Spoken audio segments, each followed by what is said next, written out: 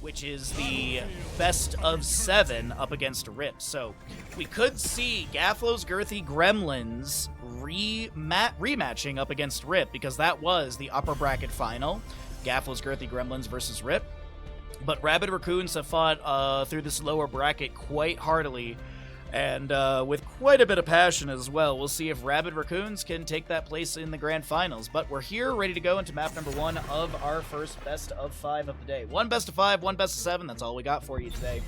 And we have first pick going over to Gaflo's Girthy Gremlins as they opted it, or they won the coin flip. Map pick goes over to Rabid Raccoons, who will choose Battlefield of Eternity. Towers of Doom banned out by Rabid Raccoons, and Gaflo's Girthy Gremlins get rid of Dragonshire. So no Dragonshire in this best of 5 series, which I don't hate Dragonshire. I dislike observing on Dragonshire. Dragonshire is a very hard map to observe on. Now, if you're sitting at home and you're like, wait a minute, I don't know anything about this tournament, first off, exclamation bracket. You can get yourself over to Liquipedia and find out all the information about the group stage, the last chance qualifier, the playoffs, and figure out how we got here. There's also a second link in that bracket command that allows you, or that takes you over to the GoFundMe to support Season 2 of the Eternal Conflict, which will be happening in 2026. I was asking the admins, I was like, if you guys get the funds, are you going to run it back immediately? And they're like, no. There's another tournament coming up in a month or so. It's like mid-November. We're going to get another event starting up. So Eternal Conflict Season 2 would be happening in early 2026, I believe. So if you'd like to support for that, exclamation bracket, you can check out the GoFundMe link. They are like 50+% towards that Season 2. No tournament shenanigans for this. No tournament shenanigans, no baseline bans, no carryover bans, no meta madness, none of that. It is straight up, here's the storm. The members of Gaflo's Girthy Gremlins will ban away the Hogger and Tyrael. We've got Rabid Raccoons getting rid of a Chromie Medivh. We'll see a first pick Hanzo on the side of Gaflo's Girthy Gremlins, and Rabid Raccoons will answer with a Chen Muradin for Battlefield of Eternity. Hanzo and what? Will they go for Anduin Genji out the gate?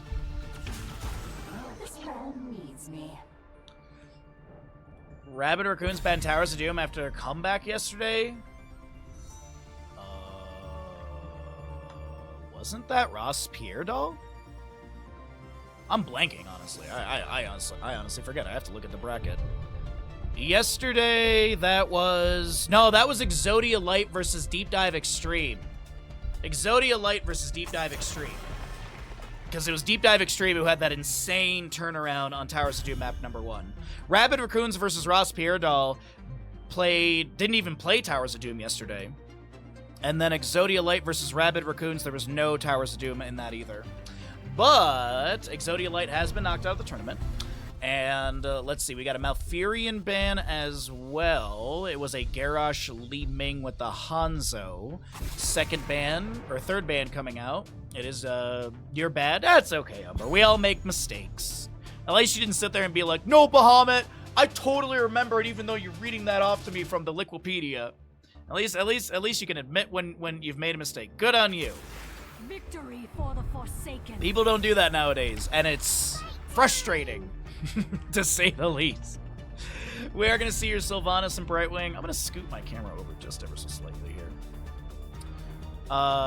We do have your Sylvanas Brightwing to be grabbed, and what will we also pick up into Gaflo's Girthy Gremlins? They've got the Hanzo, Garrosh, Li Ming. They're going to need a healer, and they're going to need something in the solo lane up against the Chen. I really like the idea of like a Thrall or Imperious to really just punish the Chen every time he tries to drink with a Root or even Celestial Charge. They're going to go Blaze, which honestly I had thought he was banned away, but Blaze actually makes sense. Jet Propulsion into the drinking Chen sort of situation. As we have a single range assassin on the right side with the Sylvanas. Is there an Orphea grab? Is there an Alarak possibly? This is a rare map for Alarak, but it could be. Like, there's a lot of really good control with him and displace. Well, there's High Five, Lucio, Indomitable, so probably not Alarak. They're going to go Orphea. I was thinking about it, but I'm like, wait a minute. There's so much mobility. There's there's the blinks, there's high fives, there's movement speed, there's Indomitable, there's natural agility. Alarak wouldn't work out. They might have been considering the Alarak for a moment, but either way, that's going to be the draft. That's going to be your Twitch prediction on the bottom left of your screen, and actually it's in the top center. Let's get into the game. What's up, Jordan? How you doing today, bud? Happy Sunday, everybody. First best of 5 underway. Winner of this series goes to the grand finals. Coming up next.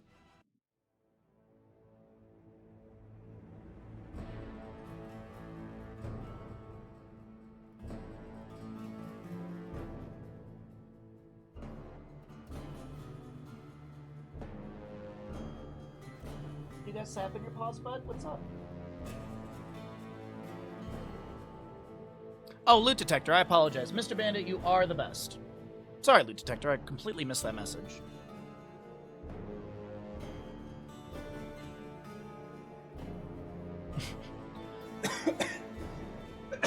Excuse me.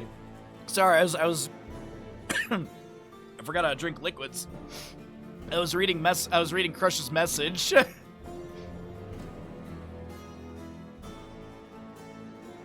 Yes, this isn't a European tournament. Most tournaments are in EU nowadays. We get maybe once a year there's an NA tournament, but the vast majority of tournaments are EU. On the right side of Battlefield, map number 1 is going to be the members of Rabid Raccoons. We've got Tank on your Sylvanas. Ubi, is that Ched? We've got a whole pack of Muradin. Disciple on the comfort pick of Orphea, and Scorch, right wing. Left side of the map, we haven't seen them in a little bit since they were waiting in this lower bracket final throughout yesterday's games, watching, waiting, and seeing who they'll go up against. It's going to be Gaflo's Girthy Gremlins, Serdath Blaze, Nano Li Ming, Banana Lucio, DK on the Garrosh, and you've got Captain Gaflo on that Hanzo. Yo, Saddle, you're just in time for map 1 and the first gamble. Technically second, because we did have a Hades gamble, but still. Alrighty, Unrivaled Strength, Accelerando, Aether Walker, Target Practice, Adrenaline Stimpack, Ancestral Strength, as well as your Freshest Ingredients, Hyper Shift. I believe that's Overwhelming, no, it's Might of the Banshee Queen. Overwhelming Affliction's the single arrow. And Dwarf Block for the Muradin. But yeah, you do have your Unrivaled Strength on Garrus for the Wrecking Bolt, throw range, and damage. And Hanzo, as I mentioned, was working on that target practice level 1. Let's go ahead and get player vision set up here as well. Blaze in the top lane. Face shift from Brightwing into Sylvanas. They're just looking to get up here, get the polymorph onto Serdath, and the Blaze is able to back away. Yo, what's up, Damage Janet? Y'all are just in time for map 1. Perfect timing on everyone's side. You missed some Hades, but that's okay. Holpak trying to back out of bottom, has the Dwarf Toss. The Stormbolt lands. Ally toss on the banana allows the Lucio to back off, and he does not get the globe, I believe, in time right there, yeah. Top lane camp is going to be grabbed, and there's a mass rotation into top lane. Orphea is going to stick around in bottom. Ming throwing an Arcane Orbs. They do miss. Blaze steps up. Haunting Wave in from Sylvanas, but the enemy team is going to be here. The push off from Lucio is pretty decent. Tank, Sylvanas will get the phase shift in time. Soothing miss from Brightwing, but a beautiful Jet Propulsion lands onto 3, and a double kill gets picked up by the side of Gaflo's Girthy Gremlins. Nicely done. If that sways you, you've got literally 45 seconds left on that prediction. There is a delay on stream, by the way, in case you're like, that math don't make sense. There's a delay on stream, that's why.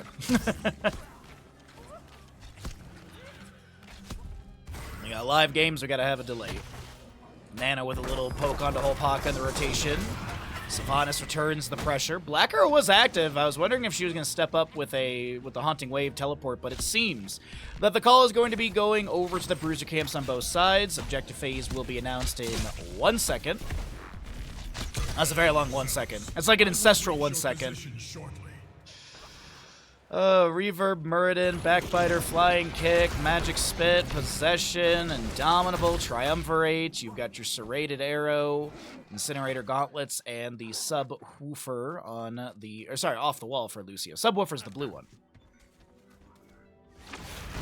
Fallen Shaman's getting into lane. 5 seconds on the Immortal timer. Possession Sylvanas steals a few minions. They're going to push top lane quite heavily here. They might ignore the objective and just look for push. Black Arrow active from Sylvanas once again. Fallen Shaman getting targeted by Blaze with the Adrenaline Stimpack. Arcane Orbs will fire out from Li Ming, and that is going to be a solid defense out from Gaflo's Girthy Gremlins as Murden tries to Dwarf Toss in. Rapid Raccoons cannot find the CC setup, and Orphea does poke out with one Dread.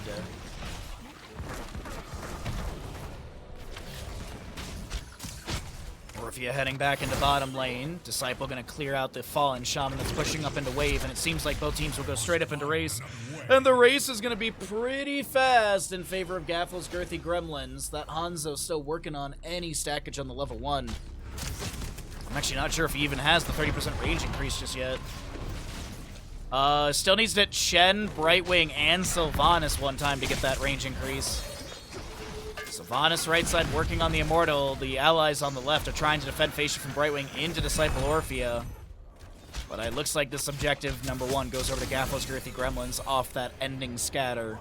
Orphea getting hit by a little sound wave from Lucio, but he has to push off back to the left-hand side. DK has to pop Indomitable to try and back out of this engagement, and that was some really good fight pressure coming out from Rabid Raccoons. They didn't get a kill, but really chunked onto some of those health bars. Disciple low, because we do have this blue Immortal. Uh-oh, Savage Spin pushes Disciple. Small stun. Beautiful Stormbolt from Hopaka to deny the incoming CC from Garrosh, potentially with a follow-up toss. 7 Talontiers here. Nothing. Uh-oh. Muradin thrown out of position. Groundbreaker's there. Tries to Dwarf Toss to safety. Gets a Phase Shift from Brightwing. Sylvanas with the Haunting Wave. Savage Spin from the Immortal will activate. Down to 50%. Li Ming Arcane Orbs flying in with the Triumvirate level 4.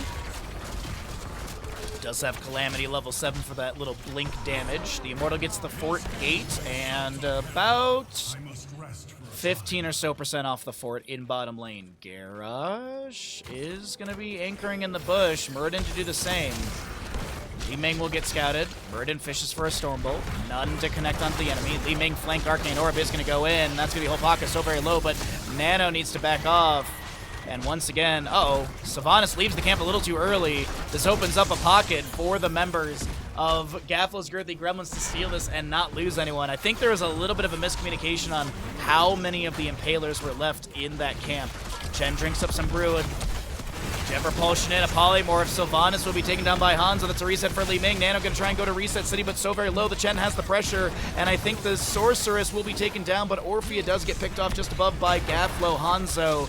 Ubi now trying to back away with the Stagger active. The Soothing Mist from Brightwing with Critical Miss level 7 for a little bit of healing. DK gets a toss onto Scorch, which is the healthier of the 2 targets that could have gone in, but that's a Jet Propulsion into a Lucio dive, who does find the damage needed. A toss onto a minion into Hopaka. Banana trying to control this disengage from the enemy. The Jet Propulsion lands on a Chen. Can they step up further? No, but the bottom lane fort will go down. Beautifully done from Gaflo's Girthy Gremlins with a 6-1 in kills, and a level lead has formed.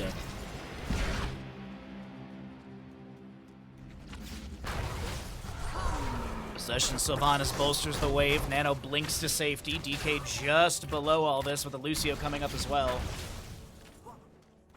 But Sylvanas plays it safe. She's able to roll on out of this one. Is there an invade onto the right side camp with the 10 talent here? We have Bunker, Warlord's Challenge, Wave of Force, Dragons, Arrow, and High Five Lucio.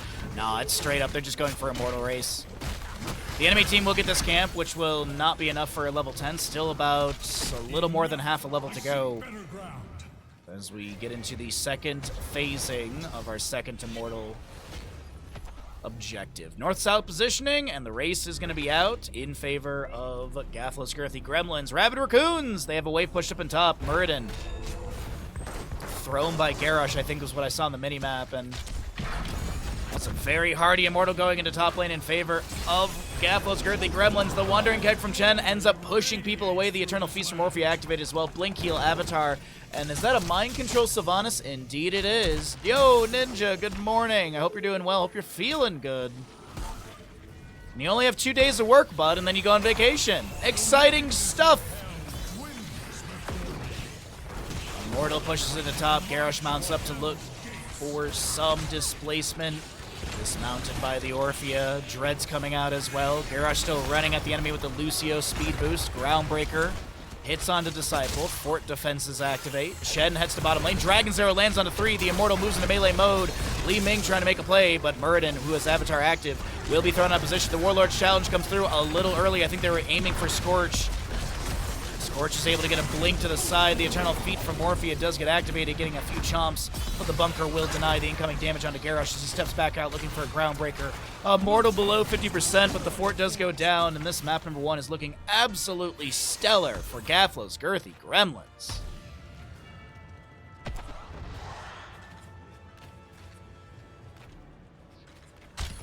Rabid Raccoons rotate into lanes to be able to grab whatever experience they can get.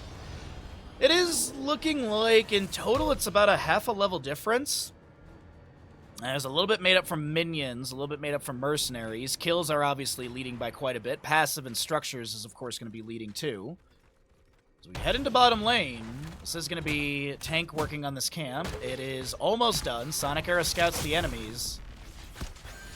I just want to check, actually, while we have this vision. One Sorphia, one Sylvanas. Hanzo does have the 30% range increase, as tried to get that last stack onto Orphea there, but did miss just to the side. And Paler Camp is pushing up onto top lane, keep gate. Stormbolt lands into Garrosh, mind control as well. Jet Propulsion, Eternal Feast from the Orphea. The Dragon's Arrow from Hanzo lands. The Wandering Kick from Chen is displacing the enemy, but it's not going to be able to... They cannot play into this because of that Dragon's Arrow stun. Ubi getting low. The Arcane Orb is eaten by Scorch. That does give a Triumvirate reset over to Li Ming, who blinks in with a Wave of Force, and they give up the chase. So next Immortal phase is going to be announced very soon. Orphea managing top lane wave. We should have the Fallen Shaman on the left side grabbed very quickly as well. There's that announcement. Battle will soon be upon you.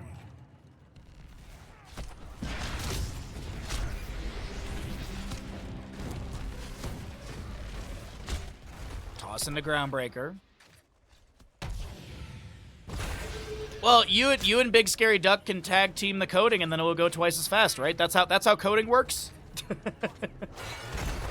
You guys can be like the Dudley Brothers, you know, get the table, Devon, get the table. Third Immortal phase of the game, as we are going to see the race beginning between both sides. It is 13 to just about 13, favoring Gaflo's Girthy Gremlins, and the first half of the Immortal race is quite quickly picked up on the left. Sonic Arrow for a bit of vision. You see the Muradin. Immortals will go to where? Race potential sides. And I think Rabid Raccoons know that they can't win the race trade, so they have to go for the team fight. Muradin, Dwarf tosses in, looking for something on the Surdath. Forces out the bunker. Surdath is able to back away outside of bunker. Arcane Orbs and such coming in from Li Ming. Mind Control goes fishing from Tang, but Sylvanas cannot find the pull onto the enemy. More magic missiles fire in, but I think they missed at the tail end right there. Arcane Orbs poking here and there. Hanzo with a Stormbow hit as well. Does not have that extra damage. Trying to maybe fish for it here and there off the enemies. As I mentioned, it is Chen and Orphea, if memory serves correct, who needs to get hit.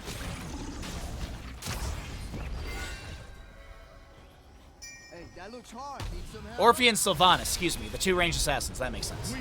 Immortal goes to top lane as this is the more well-defended lane. The bottom lane keep gate has been eviscerated. The top lane keep still exists. And let's see what we got going on, though.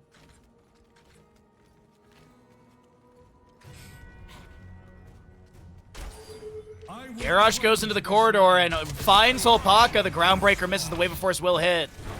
Mind Control from Sylvanas finds the Garrosh. The Jet Propulsion goes into Muradin. The Wandering Keg from Chen as well. The Warlord Challenge is going to be coming out. We do have the Eternal Feast from Orphea as well. Surdath on the low side looking to pressure. DK is so very low. The Dragon's Arrow lands into that Chen.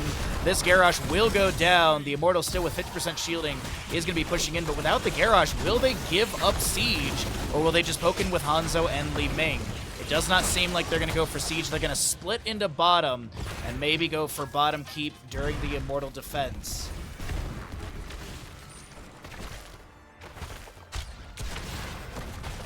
And by going for bottom keep, they get a Stormbow, some magic missiles, maybe an Arcane Orb, and that is the end of Thus ends my assault that pressure. But this is going to be a very quick camp grab. By the time Muradin is even able to Dwarf Toss in, it will be channeled. Yep, a little dismount from Lucio. Stormbolt misses. We have Banana. Really good anchoring from Banana right there. Dismount on the Soundwave. Speed, push off and speed boost as well. Really well done. Heavy casters, Mind Devour, 24 of 30 stacks. Sylvanas is going to Haunting Wave in and look for Banana. Misses. The Mind Control down to Garrosh. Stormbolt lands onto him. And That, I think, is all that they're able to do here. Rabid Raccoon's now on the retreat because they don't have 16. The jump propulsion lands into Hopaka. The Groundbreaker's going to be there. Murden tries to dwarf toss away, but he gets interrupted. There's an Avatar activation. The Warlord challenge from Garrosh as well. Wandering Keg from Chen. A Dragon's Arrow lands. The Soothing Mist from Brightwing is a little too far away, and Murden does go down. Lucio now trying to chase in. Does have that Heavy Caster level 13. And a Haunting Wave from Sylvanas allows her to back off, and that is going to be top camp grabbed by the members of Gaffles Girthy Gremlins, and we should be seeing the next Immortal phase announced quite soon. Land in a moment, as will my foe. Yo, what's up, Darth? How you doing today, bud? Good to see you. Happy Sunday. Magic Missile here, and Arcane Orb there. We've got our 16s on the right side very soon. Orphea might get it off the wave and camp in top. Actually, might need one more wave. No, actually, they can get it off this right side camp. Regardless, we do have 16s on both sides. Fallen Shaman for Gafflos Girthy Gremlins. A 5-kill difference. A level lead is formed to even Talontiers. As we go ahead and see Garrosh split by a Wandering Keg. A high five. Sorry, that's Blaze split by the Wandering Keg. A high five comes out from Lucio. Serdath maneuvering south side as an ally toss allows them to back off. An Oil Slick thrown back just to create some space. And Hanzo finally finishing out that target practice level 1. Serdath was going to hearth out. That's going to be a beautiful dive from Rabid Raccoons, and they take down the Garrosh once again, immediately moving into Immortal Race.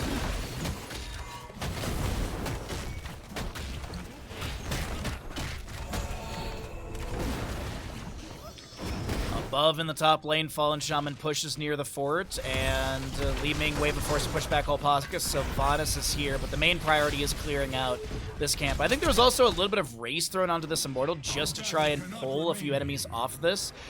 Bottom side race. It is a quick clear onto Fallen Shaman. Garrosh up in 10 seconds. It's 4v4 around this Immortal. Opaque on the left will be discovered. Murden Dwarf Toss, Stormbolt misses. Oil Slick slows. Garrosh up in 1. Orphea still working on the bottom lane wave. And this is going to be an Immortal to bottom lane in favor of Rabid Raccoons. A very hardy Immortal, 15-ish minutes in. We're looking at like 1,600 damage into structures or something right now. 1,660. It's like this is my job.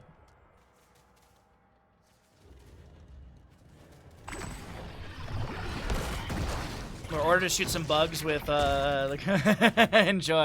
The demon moves for the gates of heaven.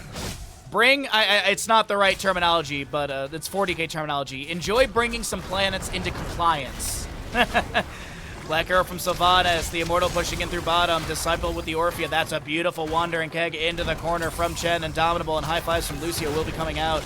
We do have an Eternal Feast onto the Keep Gate, which is going to get a couple ticks of damage. Soothing Mist from Brightwing as the Dragon's Arrow from Hanzo was attempted. Disciple gets taken down by Orphea. Now there's going to be reset for Li Ming. The Warlord challenge somehow does not connect onto Sylvanas. Beautiful window of Haunting Wave activation. Bottom fort will be lost, and top lane or bottom lane Keep Gate should be mostly taken down. Really good play from Rabid Raccoons. Good defense from Gafflos Girthy Gremlins in our first series of the day. The demon's attack has failed, yet we have not seen the end of it. All right, that was, I believe, the 4th Immortal of the game. 5th one coming up around 19 minutes in game time, somewhere around there. Maybe a little bit earlier.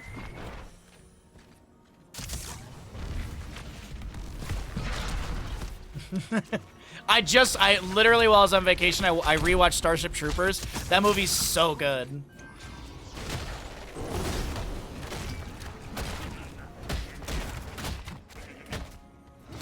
Dude, Starship Troopers is just such a great movie. Alrighty, Immortal East-West positions, race potential as well, as we always see the setup for the blue team, so Axis on the left. 20 talents here will get picked up very soon as well. Here's some more for the Hanzo. Mirror Ball up the frequency. Mortal Kombat with the defensive measure, sorry, with the Mortal Combo. Juggernaut plating. Dwarf launch with heavy impact, as well as Dwarf block level 1 for Muradin, so Dwarf toss build mostly. Let's see, Titanic Might, Mixing Fire, Repulsion. Sonic Arrow upgrade with Bullseye and Fortified Bunker. Alright. Immortals in 15 seconds, a level to go, and Sylvanas is going to play this very safe in the top lane. Doesn't want to step too far up. Left side camp will be grabbed. 5 kill difference, and if this Immortal is picked up by Gafflo's Girthy Gremlins, with the current setup, it will go to bottom lane, and that could be a game-winning moment because the fort, or the keep gate has already been taken down. We go straight into a race between the two teams. And this race is looking pretty good over to Gafflo's Girthy Gremlins. Indeed.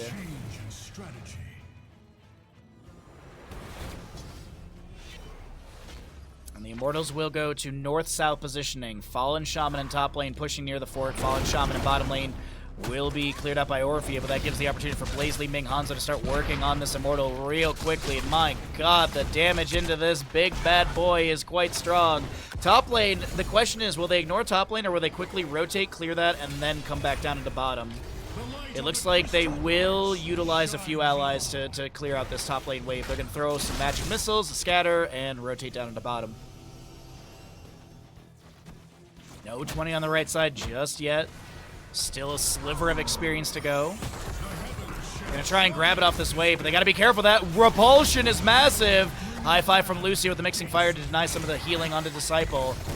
Lays out of position a little bit. Actually, maybe he's in the perfect position because he's gonna be able to pressure onto a few enemies while the rest of the team dives onto Disciple and Hopaka, who uses the rewind, lands the Stormbolt into Li Ming, but Hanzo had the chase and takes them down. A Jet Propulsion, Wave of Force Repulsion. Li Ming, there's going to be a kill into her. A reset for Nano as Scorch is taken down by a Calamity. Ubi, the last defender, hit by a Jet Propulsion. Keep defenses, they don't matter, and that is to start things out. Will be picked up by Gafflo's Girthy Gremlins in map number 1 of this best of 5 series in the lower bracket final. Gafflo's Girthy Gremlins take lead in the series. But of course, it's a best of 5. This could just be the appetizer to a full course meal.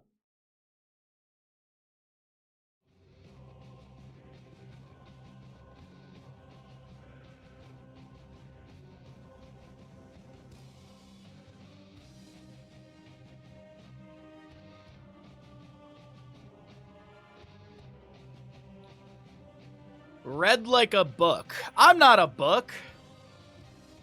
You're a Tal Griffith. What's up, Fire Trooper, as well? Yeah, Nano Li Ming. That was, pretty good.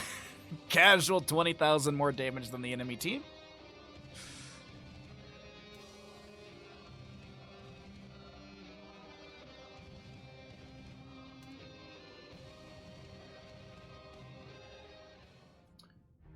Welcome back, everybody. We are in the second Diablo-themed map as we are getting into Infernal Shrines for map number 2 of this best of 5 series. Way to go, dude! Right!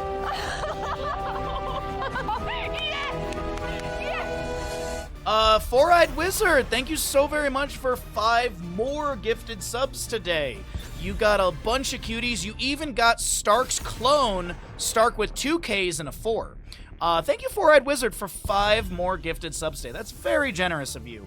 But as I said, we're in map number 2 of this series. The ads have been completed, I do believe, or I think the ads are kind of trailing off here a little bit. But either way, you won't miss any of the actual good game. They made this lobby a lot quicker than they usually do. So we got some momentum going today, and I like it. But thank you once again, Four-Eyed Wizard, for the support. Thank you, everyone. We had a couple resubs in there as well earlier today during Hades. As we get into our ban phase, actually we get into our pick phase, the map choice is going to be coming out from Rabid Raccoon. So the losing side opted in for map pick priority. They have something they want to do on Infernal Shrines draft-wise. We do have first pick, of course, going over to Gafflo's Girthy Gremlins, and they will ban away the Hogger Orphea. Sorry, I apologize. Drink too much tea too quickly. I have that, like, bubble in my chest. There we go. Orphea, not Orphea. Sorry. Hogger Orphea banned away. Chromie Medivh removed as well. Blaze first picked on the side of Gafflo's Girthy Gremlins, and Rabid Raccoons We'll start out with a Dahaka Hanzo. Okay. Tank, which is the translation of this Russian name, at least what I put into Google Translation, that's what it shows up as. Tank plays a really good Hanzo, so I'm excited about this one. Ubi Dahaka is really on point. So is their Chen, but Gaffle's Girthy Gremlins, they came out swinging in this map, number 1. So we'll see what the tactic is for Rabid Raccoons. Love a good Gul'dan on Inferno Shrines. Fel Flame build on Infernal Shrines to me is just so good. It's a lot of poke damage, so your stats, of course, are going to look great, but your wave clear is phenomenal, shrine clear is really good, Rampant Hellfire 16 can be team fight, winning, game changing. It's a huge talent. If the enemy team goes into some spell power, you can go into Fel Armor as well. There's a lot of really cool stuff. It could be Corruption build too. This is a map where we do see that, but I'm a big proponent of Pursuit of Flame level 1 for Gul'dan. The Johanna's a really solid pickup as well. Shield Glare is a great way to deny some of Hanzo's damage. I mean, if you deny one of Hanzo's auto attacks, that's like denying 300 damage, basically. Because Hanzo basic attack damage, I think the starting damage is like 220-ish or something. Then we get a Lucio ban, we have a Diablo ban. Okay, so they don't want to allow any sort of Apocalypse Dragon Zero situation. And what do we get into the Hanzo Dahaka? So Smurden's still available if Holpaka wants that go that direction. Tyrael does pop up on this map for a lot of mobility. I could see a Tyrael. Sanctification's not too bad to mitigate maybe like Horrify and stuff like that. You know, Horrify goes out, it's Aldruin's Might in, Sanctification, save the target. And then we'll see the Brightwing paired in with this as well. I like the hypershift value. I am like, I'm not against Scorch playing, like, I'm not gonna say what Scorch should or shouldn't play as an amazing healer, but I really wish they went into Tyrande. I just love Tyrande. I think it actually works really well on this map too with Starfall and such. But they want to go for the Brightwing. They want the double global. They'll get it with Dahaka, Hanzo, Tyrael, Brightwing. Last 2 picks on left side. Gonna need a healer, and what are they gonna go into? Another Bruiser? They're going to get an Ariel, which we don't see very often anymore, and she's honestly in a very good place. I like the Cassia for a secondary blind. Valkyrie, I feel like, is going to be the heroic because Sanctification could just mitigate ball lightning. I think Valkyrie's a really good tool to try and pull someone out of position or maybe catch someone in the retreat.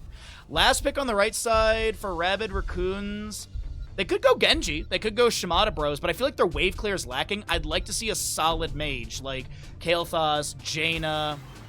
Alarak isn't bad. He brings a lot of control to the table. The Discord Strike silence can be massive. His scaling can be really strong. Counter-Strike could be, I assume it's Counter-Strike level 10 as well. I think this is a pretty good draft from both sides. Either way, let's go ahead and get on into map number 2 of this best of 5 series.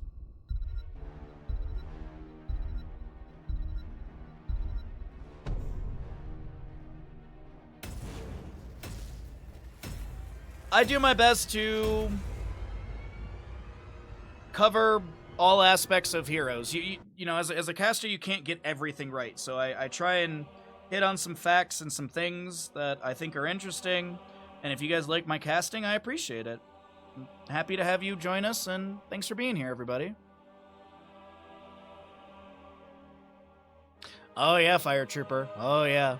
Oh, yeah. You know, there's actually a level 7... So there's actually a level 7 talent that has the Fel Flame icon for Gul'dan, but it's actually a Corruption talent because using Fel Flame gives you Corruption cooldown. And I remember Stark was actually talking about how there was like someone back in the HGC days who actually would take that level 7 and would still struggle getting Echoed Corruption done level 1. But I appreciate all the kindness, everyone. Thanks for hanging out. Thanks for being here. I hope you're having a good time, and that's the environment I want to create.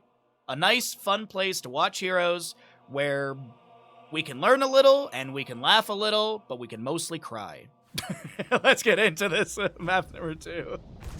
Rabid Raccoons on the right side are down. They've got Disciple, Captain. Or sorry, the Captain of Disciple playing this Alarak. So we're tripping on our words apparently this morning. We have Scorch on Brightwing, Ubi Dahaka, Tank Hanzo, nice little dance bud, and a Holpaka Tyrael. Left side of the map, we're going to be seeing Gafflo's Girthy Gremlins. Captain Gafflo on that Cassia. Bar of gold out of their butt. a Surdeath Blaze, DK Johanna, Nano Gul'dan, and Banana will be your Ariel. By the way, that is your Easter egg on the map. Left-click that sword a bunch of times if you ever get onto Infernal Shrines, and you'll see some... You'll see some Easter eggness, I guess you could say. Zealous Glare, charge strikes. You've got your Righteous Assault for the increasing clarity. So sometimes we see Righteous Assault level 4 to pair into that. For the sweeping strike, I believe it makes it a little bit bigger. Or maybe that's Majestic Span, actually. Regardless, Pursuit of Flame for Gul'dan. You've got your Adrenaline Stimpack for Blaze. Alarak has reduced his sadism with the Extended Lightning. He can get this 10 sadism back. I believe the only talent... Well, there's the 20, but either way, the Applied Force is the only talent that can reduce sadism permanently and you can't get it back. There's other stuff at level 20, we won't talk about that, but Phase Shift from Brightwing, we've got your Enhanced Agility to Haka, Justice for All, and Hanzo picks up that Target Practice level 1.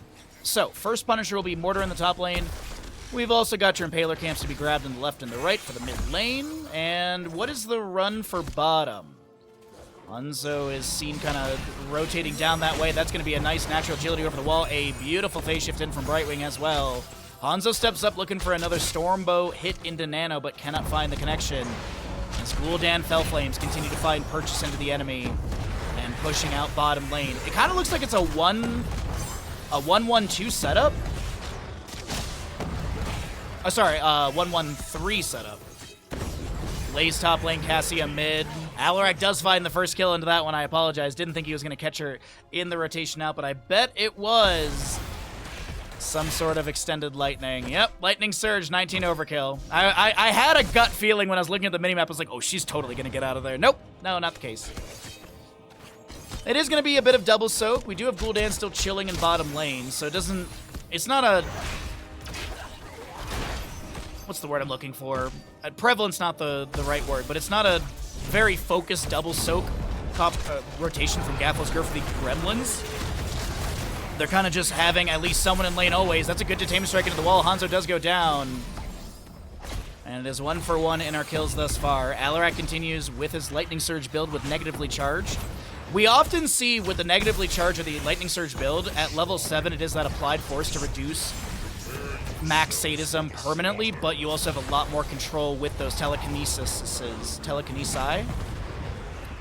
And Ariel did go repeated offense at level 4, so no Majestic Span or anything like that, but increasing clarity for those that don't know, after 25 heroes are hit, the center of damage bonus is increased to 80, and while you're hitting enemy heroes and getting these stacks, you can get 50 extra damage. So the total is going to be, what is that, 230? That math seems right, let's not question it. Disciple with a really good telekinesis into Nano. A quick heal from Banana will come through. Is there another heal in time? No! Gul'dan falls just as the objective phase is available for contest. Death timers are relatively low. Another detainment strike into the wall for Ariel. Passively, when you pick up repeated offense, you have that detainment strike knockback distance. The only thing you're building up here is more damage for Ariel. 7 on the right side, detainment strike into the wall, condemned from the Johanna. There's going to be a soothing miss from the Brightwing. And Hanzo uses natural agility to back away. It is the Dragon Hunger's level 7 for him. Bit of a spell power Q build. I doubt it's flawless technique, but a man can dream. It's explosive arrow level 16. Or, sorry, piercing at 16 probably. Dahaka brush talks in. 16 to 12 in skeletal defenders, favoring the side of Gaffel's Girthy Gremlins. Wave being pushed in. Dahaka lands a drag. The jet propulsion comes through. There's going to be a detainment strike, a discord strike as well. A lot of traded blows. Health bars are still looking very hardy and healthy. And as I mentioned, that build for Alarak applied force, that minus 10 on the sadism. Gafflo being pulled back. There's going to be a sub done. Johanna, she finishes it. That's huge. 4 minutes and 15 in. That's actually massive for DK. You no longer need to hit 2 enemy heroes to get the activation. It's just any time. And that means that single target rundowns are very scary now. Aldruin's Might into the bush. 28 to 28 in skeletal defenders. Fell Flame's coming out. Pursuit of Flame done. That's a huge jet propulsion. Cassia rounds the corner with a fend. And oh my god, a massacre around objective number 1. Opaka will not fall. No Finland to be picked up, but that is Punisher to the side of Gaffel's Girthy Gremlins. Fort Gate already taken down. in my eyes, this is a guaranteed fort to be picked off and some damage on keep gate. They actually could get fort, pivot into mid, which is not a bad idea. And the way that they're positioning is... No, they're going to go for keep gate. They're playing to the far side of the fort, which is indicative of that. If they were playing down over here, that would be the rotation or the disengage path. Banana so low. The Punisher's trying to help out, and Hanzo snipes. DK not being there is a bit of an issue, which opened up this opportunity for Rabid Raccoons to get a couple kills and equalize an experience. Speaking of, let's go ahead and cycle the other numbers, because we got 10 Talonteers at the top of your screen in just a moment. We'll go ahead and see what the other stats are looking like early game right now. Let's see. Dragon's Arrow, Counter-Strike, Blink Heal, Isolation. I think it's a Sanctification game, but honestly, a lot of Tyrios lately have been Judgment.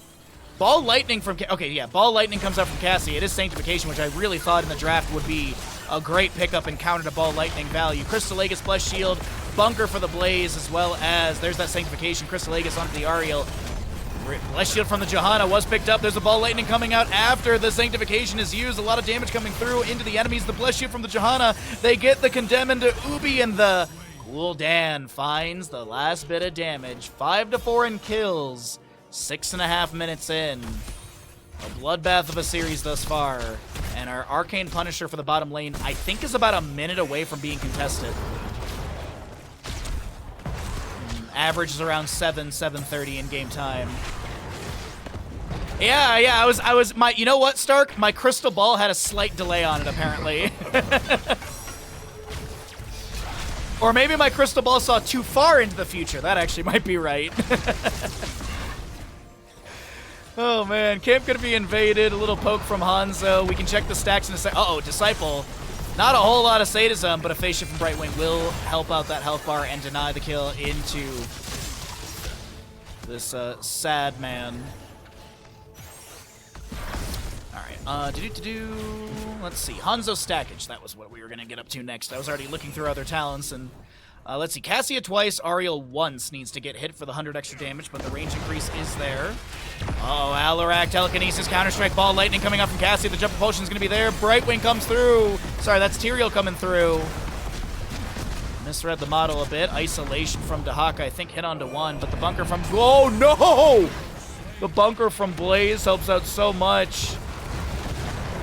That was a little early on that objective timer, but it don't matter. That's a run into mid lane fort with a small inspired minion wave.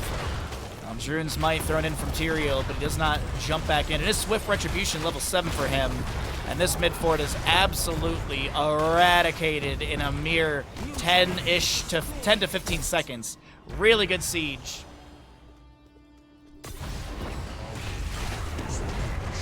That's honestly, Stark, that's a fair assessment. That is a very fair assessment, yeah.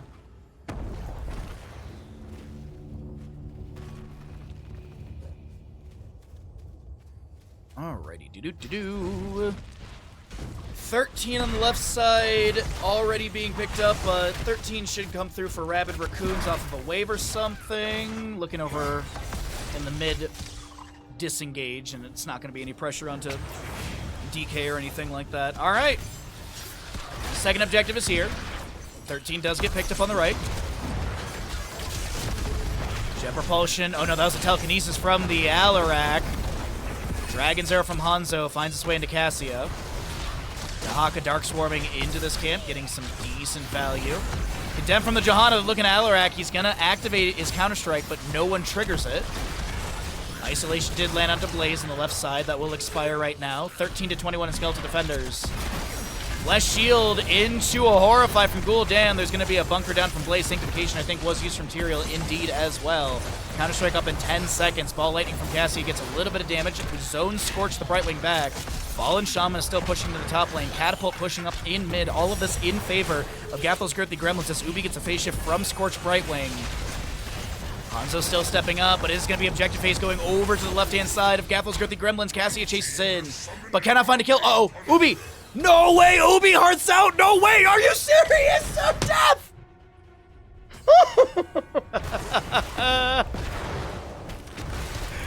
Oh, man.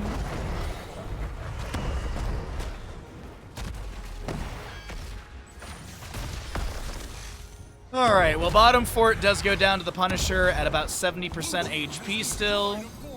A level lead is once again formed in favor of Gaffle's Girthy Gremlins, and we got a slight pause. When we have pauses on the stream, we pull out of game for competitive integrity, just in case. I doubt these teams will cheat. I doubt they'll go to streams, but this is the standard that we always do. Bottom right? Why is Banana asking bottom right?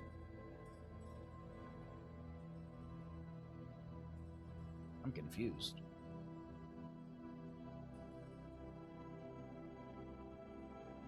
Well, we'll find out what's going on in the pause.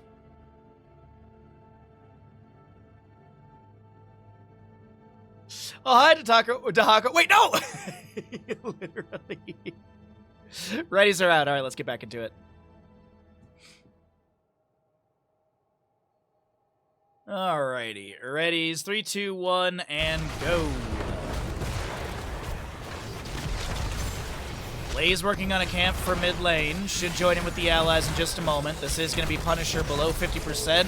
Working on Keep Gate. You have Holy Ground from Tyrael, level 13, blocking that side wall. And Punisher gets Gate. They got the fort as well. Blaze got that mid lane camp. He'll start working on bottom as well. And Dahaka is chilling over near top lane. But as I mentioned beforehand, it's a level lead is formed. 15.5 to 14.5 is looking good for that trajectory to 16. As Johanna heads to top lane to soak up for the allies. While they get another camp. Painting the map nearly blue. There is this bruiser camp on the top right that might get invaded with the 16 talent here. Dahaka and Bush. Is there a drag? No, Ubi's like, I just gotta get out of here. I don't want to be in this position with the enemy team. There's that rampant Hellfire I was talking about during the draft. We also see Spell Armor from Gul'dan with the Fell Armor.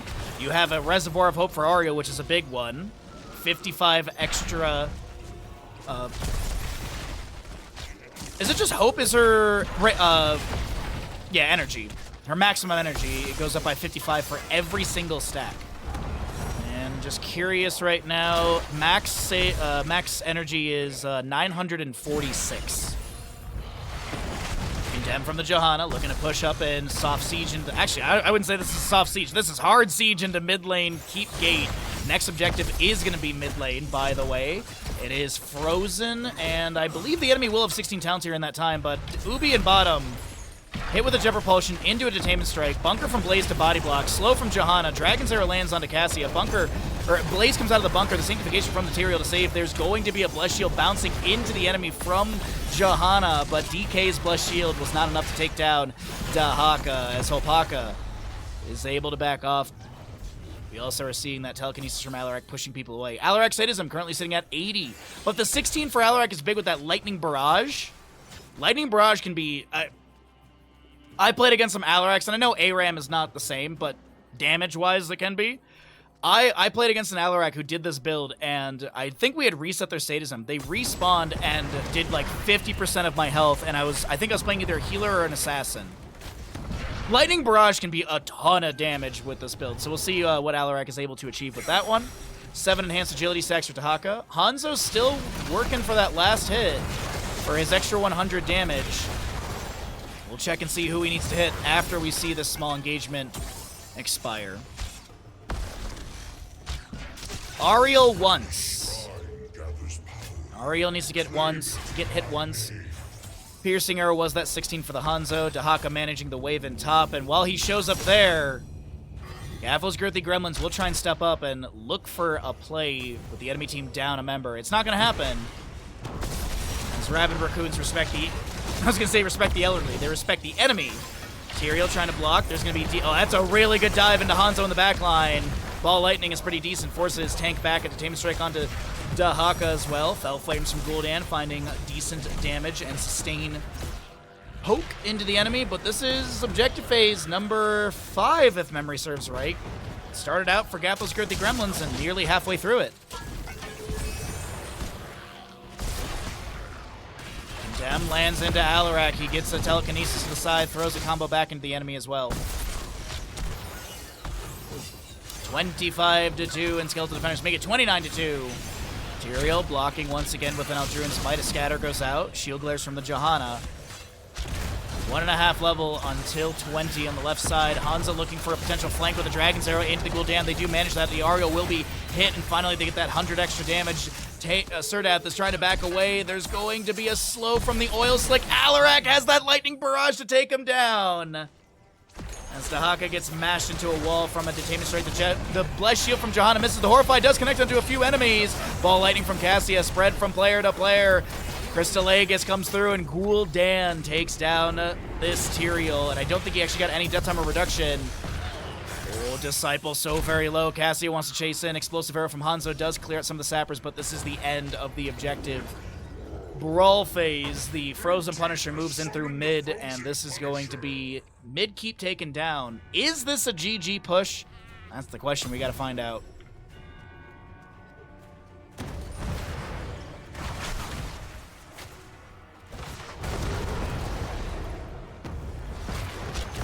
Dem onto Alarak, just below. The Punisher jumps into Hanzo, I believe.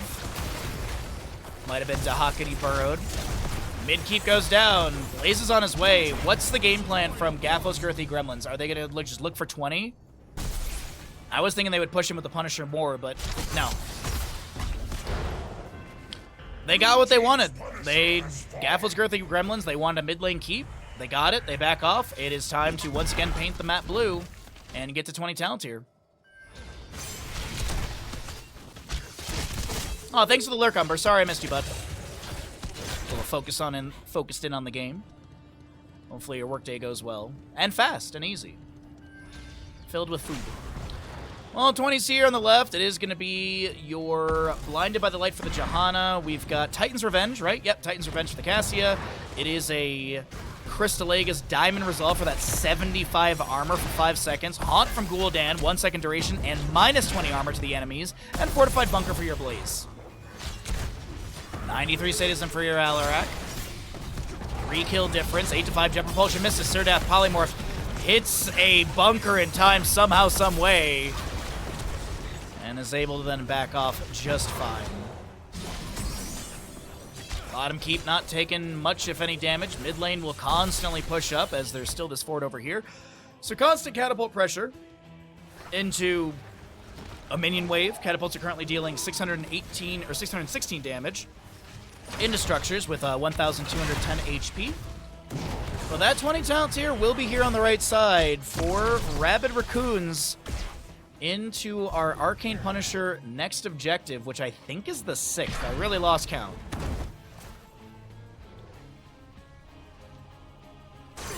Enemy team hasn't really shown anywhere. Alarak is going to go into Hasty Bargain, activate to permanently reduce Alarak's sadism by 4% and reset the cooldowns of his basic abilities. I was talking about permanent sadism reduction. There you go, Hasty Bargain.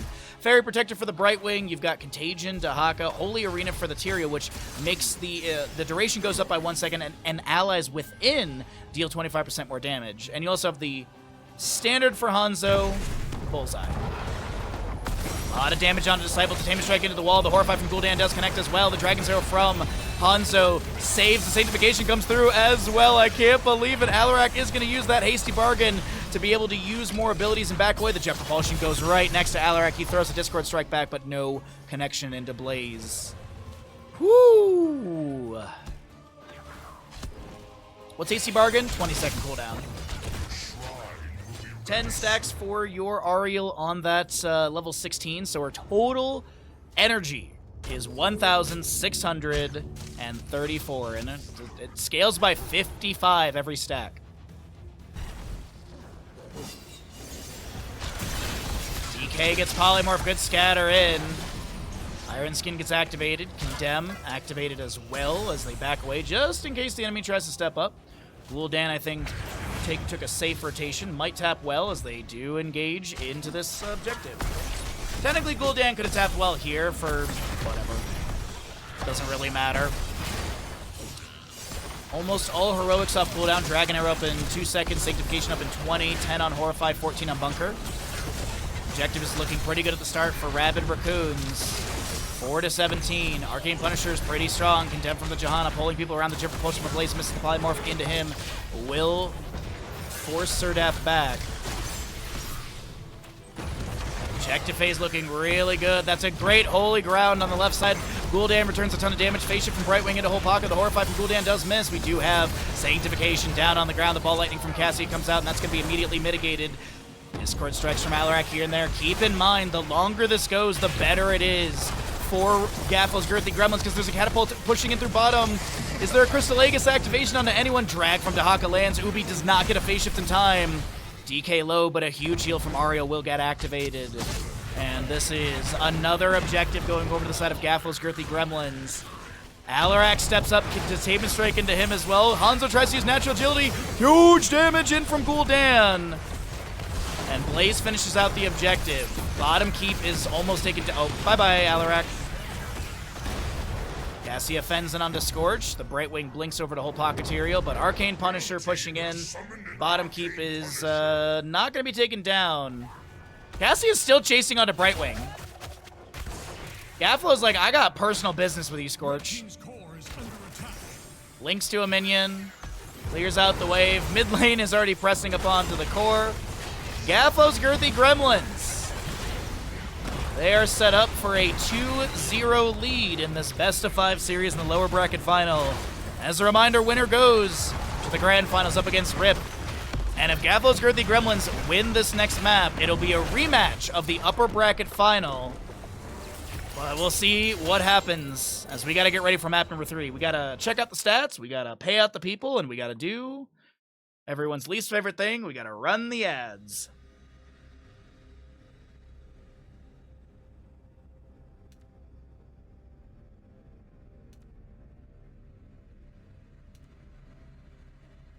I didn't end up getting takeout yesterday because I had leftover schnitzel, so I ended up eating that like after D&D.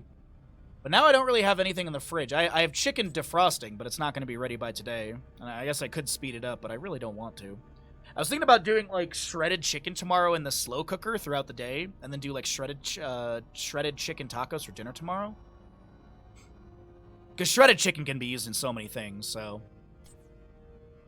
Either way, we gotta run the ads, all that good stuff, and get ready for Alterac Pass, map number 3.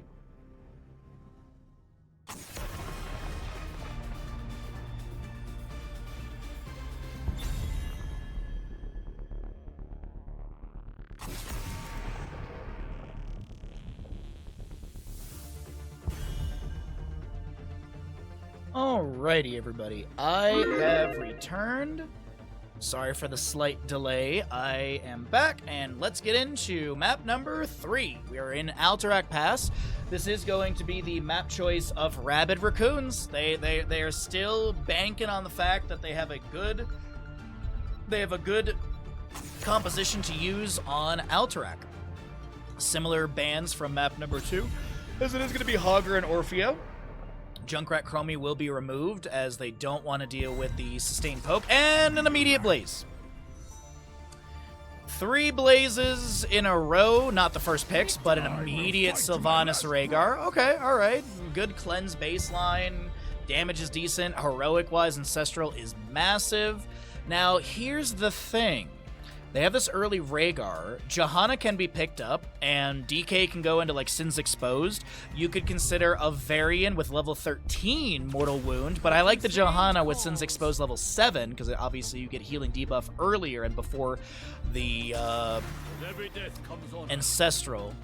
Unless Rabid Raccoons are, like, 3 billion IQ, and they take Bloodlust. Oh, they're going to need a healer on the left-hand side, as well as more damage or wave clear. It's probably going to be a healer target ban. Oh, no, they get rid of the Sergeant Hammer. Okay.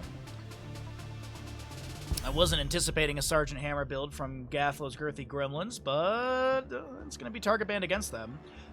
What will our blue side squad get rid of? Maybe a main tank? They did ban Diablo in this position last map, and it's going to be Tyrael this time. Okay. I mean, Tyrael did have a lot of really good mobility. I kind of feel like this will be a Cocoon game. No, it's not. Okay, I thought there was going to be a Nubarak, because Nubarak is really good on this map. But they're going to go Muradin, Yrel, Rhaegar, Sylvanas. A lot of control. Decent CC. Left side, what are they going to grab? Lucio's up and available. I kind of hope Banana goes into Lucio. High fives would be really strong here. Mobility is great. And then I'd like to see a mage. I'd like to see some sort of burst mage into the enemy team. Nope. Okay, they're going to go Malthius. So they're going to go for double Bruiser, Hyper Carry Hanzo with a Brightwing. They want the global aspect with Brightwing, some spell armor as well, apparently. Last pick on the right side. The Orphe was banned away. I don't think they Alarak again. Kael'Thuzad doesn't do well. There's Bunker, there's Iron Skin, there's Inevitable End, there's Spell Armor. So I was going to say, this needs to be something, I think, auto-attacky, but with mobility, and that's the Falstad slots in beautifully. You get a global to match the Brightwing, well, just in a global factor. I think it's going to be auto-build, honestly. Because I think Q-build would get mitigated. Juggernaut Plating, Iron Skin, Pixie Dust. Yeah, I think this is an auto-build for Falstad, but let's get into it. Here we go. Get rid of the sweater. It's a little hot in here, apparently, today. I mean, the house temperature's like less than 68 or less than 20 degrees Celsius, but I'm just warm today, apparently. All right. Sweater to the side. Up.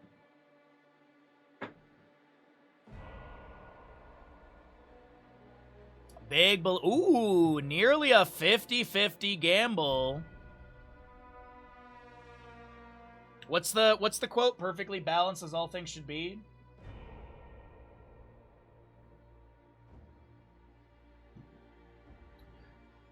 Alright, everyone, let's get into it. Map number 3 in this best of 5 series. Rabid Raccoons are down. If they lose here, this is going to be... Oh, Hopaka, you missed the announcement to get a little raccoon mount.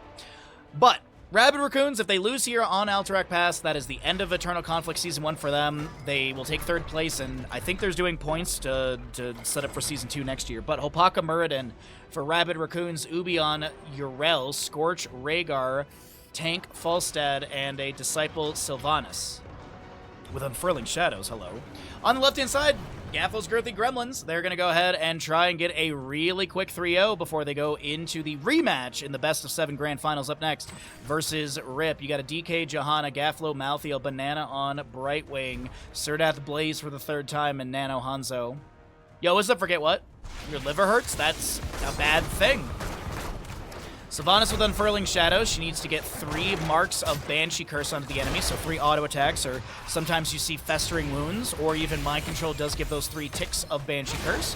And then you throw the Shadow Dagger while that's happening, or, you know, you get the 3 marks and Shadow Dagger's applied, then you get some stackage. Basically get 0.5% per stack. So at 10 stacks, you'd have... Chat, you can do this. I believe in you. 2 stacks on Frequent Flyer for Falstad already. We got Dwarf Block, Muradin, Dauntless Urel, and Colossal Totem. Looking at a simple geometry, Zealous Glare, Fear the Reaper, Hypershift, and Adrenaline Stimpak.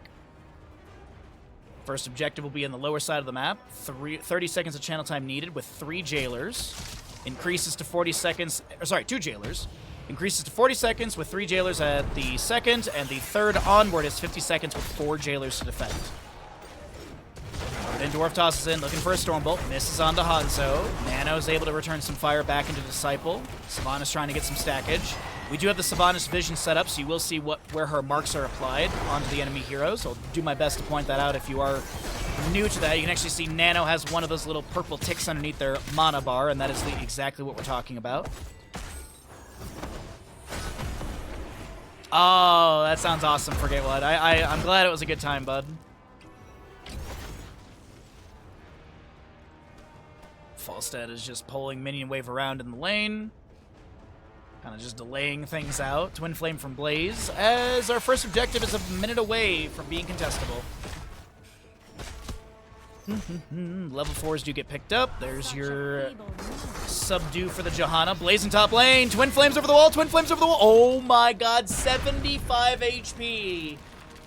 And no kill into Swiftwing top lane. 0 stacks still for Disciple, unfortunately. The true objective of the map is going to be respawning. Null Pack on the left side. Rhaegar and Sylvanas work on the right. Falstad did reset, so he'll have Muradin anchoring. Sorry. Muradin soaking in top lane for him until they're able to return back into lane, and we'll see what ends up happening with our first objective phase.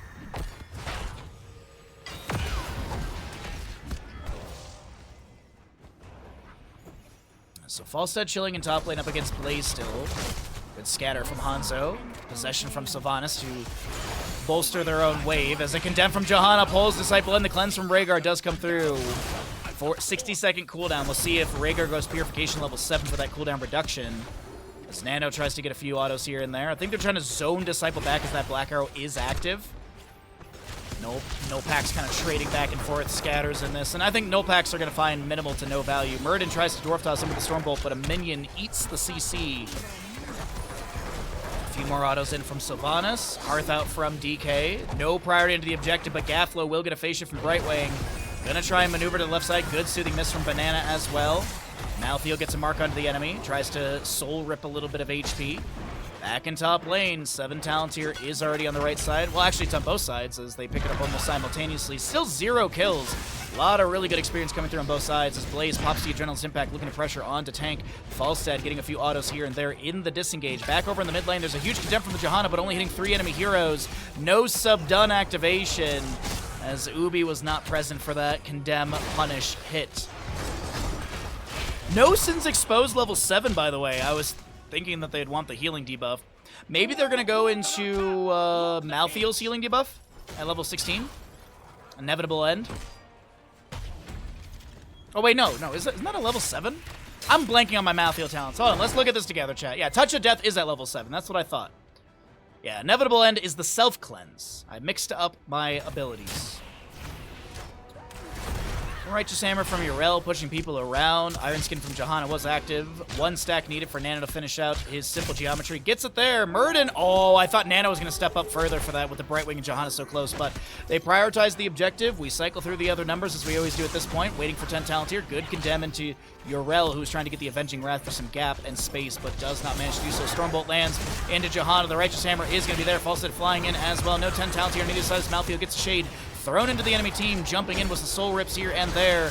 And that's Falstad with a barrel roll in, trying to get that position so we can have sustained damage. Ubi getting low. I saw a purge onto, I think, one of the enemies, but that ain't going to help out too much. And this first objective goes out to Gaflo's Girthy Gremlins, who will rotate Sardath back into mid, clear out the camp. This is Olpaka looking to maybe delay things, polymorph, and that'll create the space for Nano Banana to back off. Alliance Cavalry summoned and ready to go into waves. There's that 10 talent here. Will be picked up faster on the left. Blaze to top, Malthael to bottom, and the rest of the team, Hanzo, Brightwing, Johanna in mid to push up. Yo, Zark, what's up, bud? Happy Sunday to you. Welcome on in, everyone.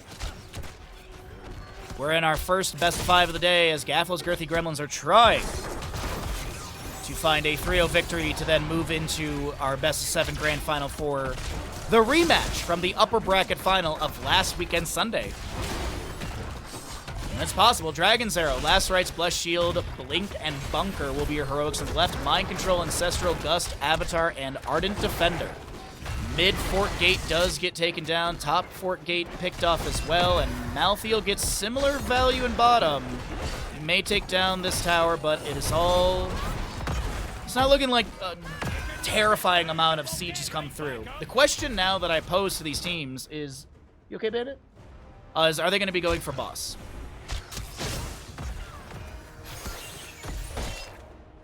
Siege Giants on the left, or sorry, Siege Camp on the left will be worked on by Malthael. Right side as well. Hanzo, Brightwing, and bottom are pressuring into Yrel, but no call for a boss. I do see DK sitting in the mud pit, which is going to slow your movement speed. Left side camp grab, Falstad in top lane, a few autos here and there. Anything major to note? Only 7 stacks on that Unfurling Shadows level 1, which feels real rough right now. It is that Shadow Dagger level 7 with the Lost Soul for cooldown reduction, but Disciple, unfortunately, is not getting the sustained team fights that they were hoping for. And I think Gaflo's Girthy Gremlins know this, and they're just like, okay, we take short bursts of team fights, and that's it.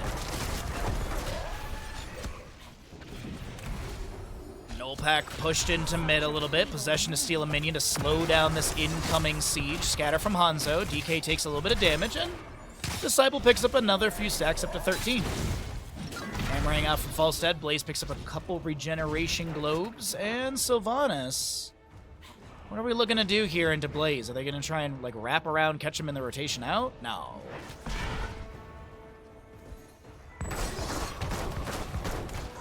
Wave clear into mid. Rotation into bottom lane coming out from Gaflos Girthy Gremlins. They're going to have 13 talent here. Will they dive under your rel? Will they go for boss? Left side camp up in 10 seconds. So they're gonna go for null pack. Null pack to be grabbed and then maybe pivot into objective area. Blaze checks boss in top lane really quick. Brightwing checking boss in bottom. No, I think they scout out the enemy team here in mid trying to jump onto Johanna, but she had Iron Skin active and is able to walk away easily. All right. Left side camp is grabbed. Right side was not worked on. Brightwing still soaking bottom. Malthael and Hanzo sneaking into bottom. Blaze in the top lane is able to avoid the Stormbolt. Throws the O-Slick back. Is it Nanomachine coding 7? It is indeed, which is really great. There's a Dragon's Arrow that was fired from basically the bottom of the map from Hanzo.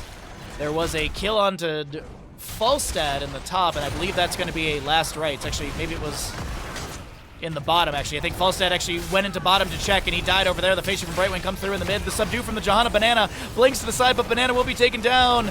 No, DK should fall. That's going to be a jet propulsion from Blaze. Bunker comes through, but sub-done gets finished. And a double kill does go over the side of Rabid Raccoons. Yeah, I apologize I missed the kill onto Falstad there. I didn't expect him to face check a boss like that, but Oil Slick from Blaze not ignited in time. The jet propulsion comes through after the activation of the subjective. Self-cast Ancestor onto Scorch. Boss and bottom will confirm the fort. Blaze now trying to maneuver to a safer position. And Falstad's back in bottom lane to clear things out. 25 seconds to go still. Disciple trying to delay out Surdath. One more auto into the Shadow Dagger, jet propulsion. A nice cleanse onto Sylvanas from Rhaegar. Does have that purification level 7 as I mentioned. And so a 45-second cooldown with a few other abilities on top of that. Boss and bottom working on Keep Gate, getting that whittled down a little bit. And second objective phase looking promising to the side of Gaflos Girthy Gremlins. They're down in channel time, but they're about to have 16 talents here is the big thing. We'll have mid lane pressure coming through as well. Surdath is looking to back away. Sylvanas trying to sustain these marks to get a little bit more stackage on that level 1. 52 currently. It's a good scatter to check, and Holpaka was in the bush. Surdath, I think, was trying to bait them forward. No. It was literally trying to hearth out. Okay. Stormbolt misses onto Malthael. Will the enemy go for another channel? Good scatter from Hanzo, connects into the enemy. Malthael throws a shade in, gets the mark. Shield Glare from Johanna should be the next thing in. Condemn pulling a few enemies in. The subdue was picked up. Scorch it with a Dragon's Arrow. The last rites takes down Rhaegar. And a Polymorph finds Muradin. Malthael jumps in with the body block. The mind control does land onto Malthael with this big soothing miss from Brightwing activation. What the scatter?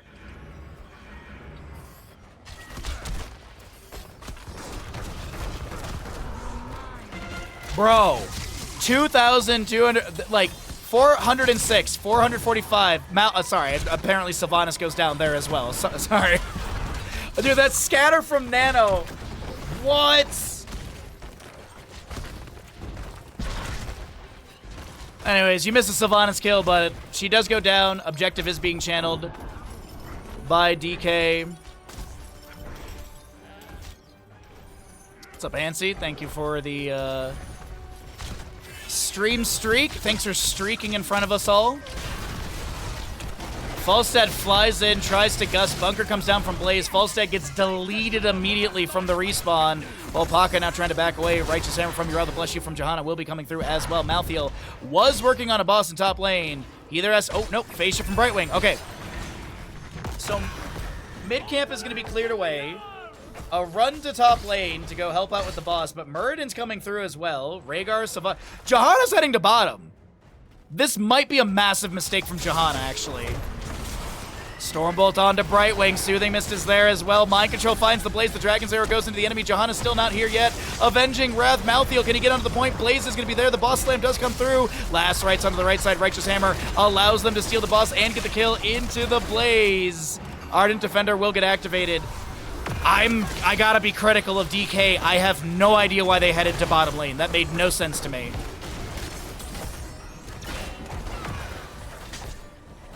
I gotta be critical of that.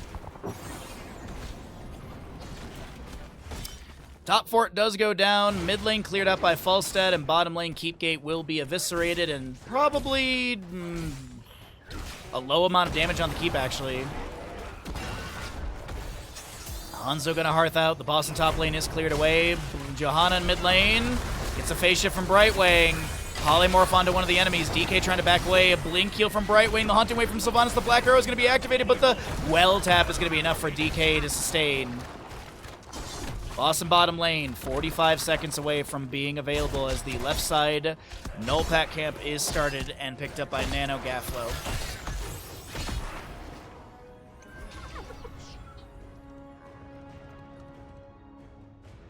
I think I saw danger ping down over there, but still 30 seconds to go on that. It is a 4-kill difference with a level and some more of a lead to the left-hand side of Gaflo's Girthy Gremlins. 2 last right stacks, 10 seconds off the 70-second baseline, so yep. Down to 60 seconds. Polymorph into Jet Propulsion. Is there a last rights onto Hopaka? No. Mind Control goes out into Blaze. The Dragon's Arrow misses, and a Gust pushes back a few of the enemies. Murden Dwarf tosses back in. Surdath gets a big Soothing Miss from Brightwing. A lot of traded blows, a lot of traded abilities and cooldowns, but nothing to really be yielded in favor of Rabid Raccoons. They wanted this fight before the enemy hits level 20, and that is going to be picked up pretty soon. Johanna trying to soak bottom for that 20 a little bit faster. That bottom lane boss is up. Hanzo, you see how Nano is hugging the left-hand side? They're trying not to show in lane that he's going down to boss and starting this out. But the enemy, it should be indicative that the enemy is going to go for boss. So while that's happening, this is going to be a mid lane fort sieged into. Hanzo, they leash the boss. Bullseye, Radiating Faith, No One Can Stop Death, Blink Heal, Invisible Friends, and Fortified Bunker, as there's going to be an Oil Slick. The last rights onto Scorch. The Bless Shield from Johanna will come through, and that is another stack from Malthael last rights. Ardent Defender from Uriel gets activated, doesn't pick up a ton of HP. Hanzo trying to chase onto Disciple, and will be able to do so. This might be a keep to be taken down after a couple kills are picked up, or do they go just straight up for boss objective?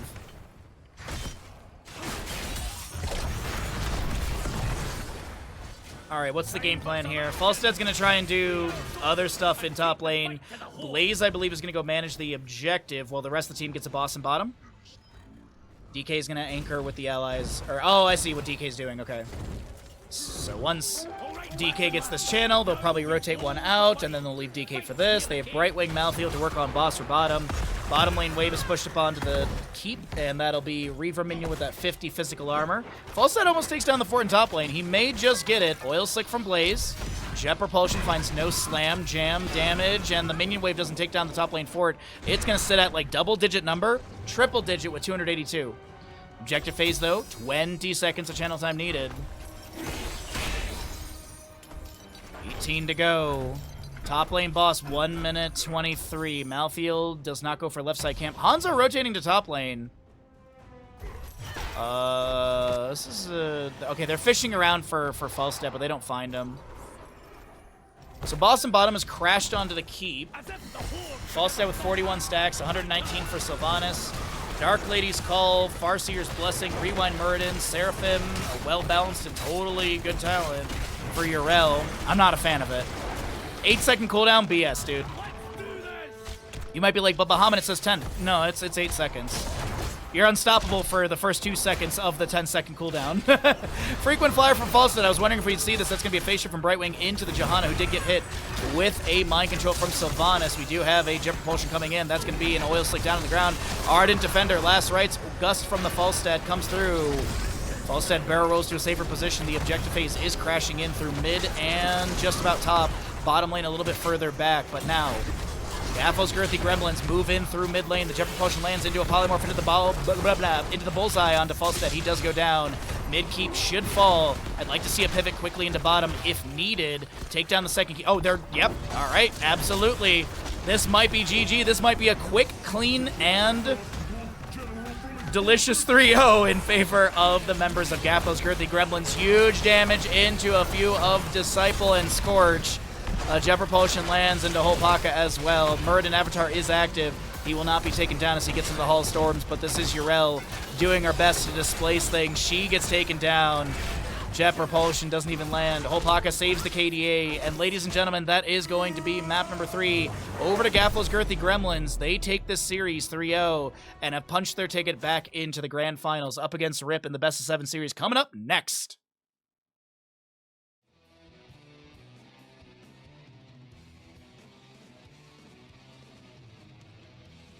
Wowee, what a great series. Really well done from Gaffel's Girthy Gremlins, but we got to get ready for the best of 7 grand finals.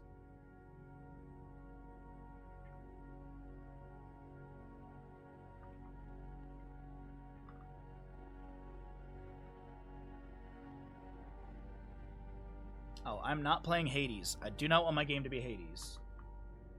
I don't know why OBS is doing this lately, but it's really dumb.